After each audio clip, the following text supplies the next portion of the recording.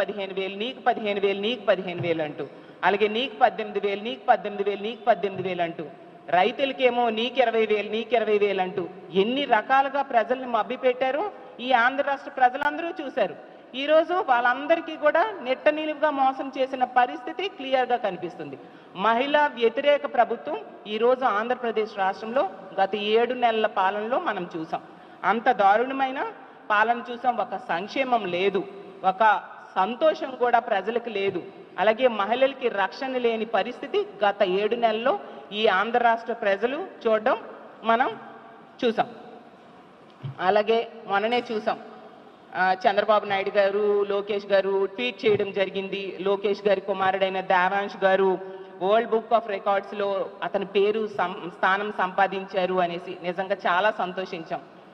కానీ ఈ ఆంధ్రప్రదేశ్ రాష్ట్రంలో చంద్రబాబు నాయుడు గారు గత 7 నెలల పాలనలో అబద్ధాల్లో వరల్డ్ బుక్ ఆఫ్ రికార్డ్స్లో స్థానం సంపాదించారు అని ఈ ఆంధ్ర రాష్ట్ర ప్రజలందరూ అనుకుంటూ ఉండే పరిస్థితిని ఈ కూటమి పాలనలో నిరూపించడం జరిగింది.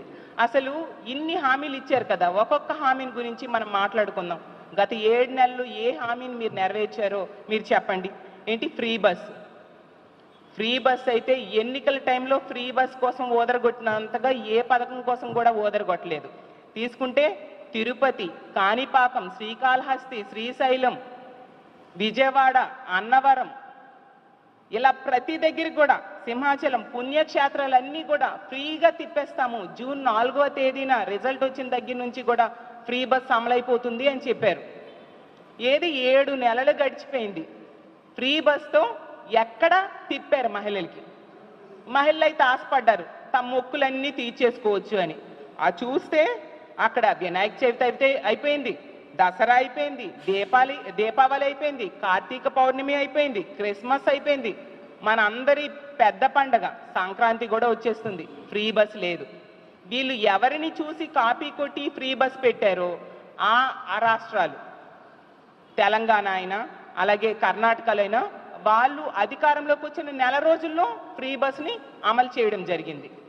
మరి ఎంత నెట్ట నిలువుగా మహిళల్ని మీరు మోసం చేశారా లేదా గత 7 నెలల్లో నేను అడుగుతూ ఉన్నాను. ఎప్పుడు ఇస్తారు? అలాగే ఇంకొక మంచి పథకం మహాశక్తి పథకం. ఈ పథకం కోసం 19 సంవత్సరాల నుంచి 59 సంవత్సరాల మధ్య ఉన్న మహిళలకి నెలకి 1,500 రూపాయలు వేస్తాము అని చెప్పారు. 1,80,00,000 మంది దానికి అర్హులు ఉన్నారు ఈ రాష్ట్రంలో. నెలకేమో 2,800 కోట్లు అవసరం అవుతుంది, సంవత్సరానికైతే 32,400 కోట్లు అవసరం అవుతుంది. ఈ పథకం కోసం మేము అసెంబ్లీలో మాట్లాడితే హోమ్ మినిస్టర్ గారు అడ్డుగోలుగా అబద్ధం చెప్పారు ఈనాడు పేపర్ చూసి, ఈ పథకానికి నిధులు కేటాయించామని. ఏదమ్మా హోమ్ మినిస్టర్ గారు, ఏదమ్మా ముఖ్యమంత్రి గారు చెప్పండి, ఎవరి అకౌంట్లో మహాశక్తి పథకం ద్వారా మీరు డబ్బులు వేశారు? ఒక్క మహిళకు చూపించండి మహాశక్తి పథకం ద్వారా మీరు డబ్బులు ఎవరికి వేశారు. సో ఈ పథకం కూడా ప్రజలకి మోసం చేయడానికి, మహిళలు మభ్యపెట్టడానికి ఆ రోజు తీసుకొచ్చి ఈ రోజు కూడా ఆ పథకం గురించి ఆలోచించనే పరిస్థితి మనం చూసాం. ఇంకో ముఖ్యమైన పథకం తల్లికి వందనం. ఆ రోజు జగనన్న అమ్మఒడి పథకాన్ని, స్కూల్లో డ్రాప్ అవుట్స్ని తగ్గించడానికి అమ్మఒడి పథకాన్ని ప్రవేశపెట్టి ప్రతి తల్లికి 15,000 రూపాయలు ఇచ్చేవారు. దాన్ని చూసి కాపీ కొట్టి ఈ తల్లికి వందనం పథకం ప్రవేశపెట్టారు. స్కూల్స్ జూన్లో ప్రారంభం అవుతాయి, ఇప్పుడు డిసెంబర్ కూడా అయిపోయింది, జనవరిలోకి మనం ఎంటర్ అయిపోయాము. మరి ఎప్పుడు ఇస్తారు ఈ పథకం ద్వారా? ఆ రోజు జగన్మోహన్ రెడ్డి గారు 44 లక్షల మంది తల్లుల అకౌంట్లో 5 సంవత్సరాలు 25,000 కోట్ల రూపాయలు డిపాజిట్ చేయడం జరిగింది. తల్లికి చదువుకునే పిల్లల్ని స్కూల్కి పంపితే తల్లికి ఆసరాగా ఉంటుంది ఈ డబ్బులు అని చెప్పి ఆ రోజు జగన్మోహన్ రెడ్డి గారు ఇస్తే, ఎన్నికల టైంలో ఏం చెప్పారు? పుట్టిన ప్రతి బిడ్డకు కూడా ఇచ్చేస్తాం 15,000 రూపాయలు అని చెప్పి ప్రజలను మభ్యపెట్టారు. 80 లక్షల మంది స్టూడెంట్స్ ఉన్నారు. ఎవరి అకౌంట్లో ఈ 15,000 రూపాయలు మీరు వేశారు? ఏ విధంగా మీ సూపర్ 6 హామీలు అమలైపోయాయని, సూపర్ సక్సెస్ అని మీరు చెప్తున్నారో నేను అడుగుతూ ఉన్నాను. ఇప్పుడు చూస్తే ఈ పథకం గురించి ఉలుకు లేదు, పలుకు లేదు. మళ్ళీ అడ్డంగా మేము అమలు చేసేసామని వాదిస్తూ ఉన్న పరిస్థితి. మీ మంత్రులు, మీ ఎమ్మెల్యేలు, మీరు బహిరంగ సభల్లో వీళ్ళింటింటికి వెళ్ళి ఈ తల్లికి వందనం పథకం గురించి ఓదరగొట్టేశారు. నీకు 15,000, నీకు 15,000, నీకు 15,000 కనిపించడం భయం చిన్నపిల్లలు. ఇంత ఘోరంగా ప్రజల్ని, చదువుకునే పిల్లల్ని మోసం చేశారు. అలాగే నిరుద్యోగులకి 20 లక్షల ఉద్యోగాలు ఇస్తాం, లేకపోతే నిరుద్యోగులకి 3,000 రూపాయలు నిరుద్యోగ భృతి ఇస్తామన్నారు. ఎన్ని ఉద్యోగాలు ఇచ్చారు? ఎంతమందికి నిరుద్యోగ భృతి మీరు ఇస్తున్నారు? జగనన్న చక్కగా డిఎస్సి అనౌన్స్మెంట్ చేస్తే దాన్ని క్యాన్సిల్ చేసి మీరు ఏదో 16,000 మందికి డిఎస్సి ఇస్తామని చెప్పారు. నవంబర్ 5వ తేదీ నోటిఫికేషన్ అన్నారు. నవంబర్ అయిపోయింది, డిసెంబర్ అయిపోయింది, జనవరి కూడా వచ్చేసింది. ఏది డిఎస్సి నోటిఫికేషన్? ఉద్యోగాలు ఎక్కడ? 20 లక్షల ఉద్యోగాలు అంటే 4 లక్షల సంవత్సరానికి ఉండాలి. ఏవా ఉద్యోగాలు? ఎంతమందికి మీరు 3,000 రూపాయలు ఇస్తూ ఉన్నారో నేను అడుగుతూ ఉన్నాను. గత ప్రభుత్వంలో జగనన్న ముఖ్యమంత్రి అయిన 7 నెలల్లో 1,25,000కు పైగా గ్రామ వార్డు సచివాలయ ఉద్యోగుల్ని, ప్రభుత్వ ఉద్యోగుల్ని జగనన్న ఇవ్వడం జరిగింది. మీరు ఎక్కడ 7 నెలలు అయిపోయినా ఒక్క ఉద్యోగమైనా ఇచ్చారా? ఆ పైన జగన్మోహన్ రెడ్డి గారు 2,60,000 మంది వాలంటీర్లకి ఒక భృతి ఇచ్చి 5,000 రూపాయలతో వాళ్ళకి ఉపాధి కల్పిస్తే ఈరోజు వాళ్ళందరికీ ఉపాధి లేకుండా చేశారు.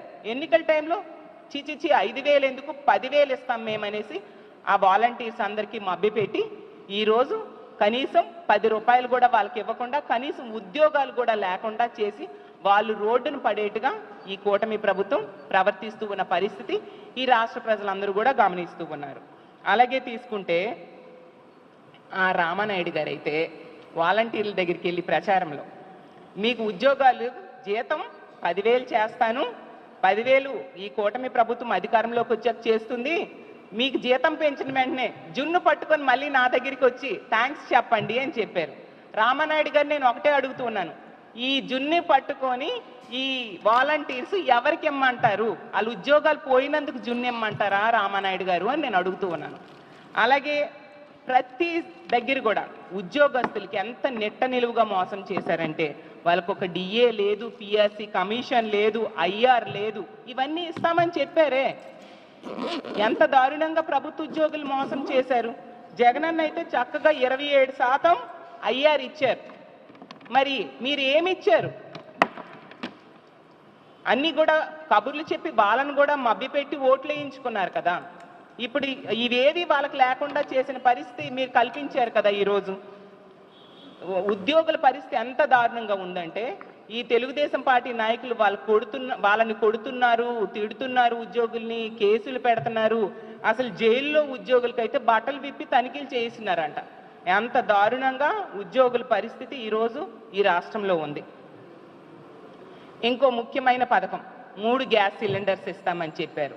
మొన్ననే మేము కౌన్సిల్లో నాదెండ్ల మనోహర్ గారి ద్వారా అతని నోటితోనే చెప్పించడం జరిగింది. కేవలం 895 కోట్లు మాత్రమే రిలీజ్ చేయడం జరిగింది బడ్జెట్లో. అది కూడా ఒక్క సిలిండర్ కూడా ఫుల్గా ఇప్పుడు ఉన్నారు ఎంతమంది ఎల్పిజి గ్యాస్ సిలిండర్స్ కనెక్షన్స్ 1,55,00,000 మంది ఉన్నారు. అందులో తెల్ల కార్డు ఉన్న వాళ్ళు 1,48,00,000 మంది ఉన్నారు.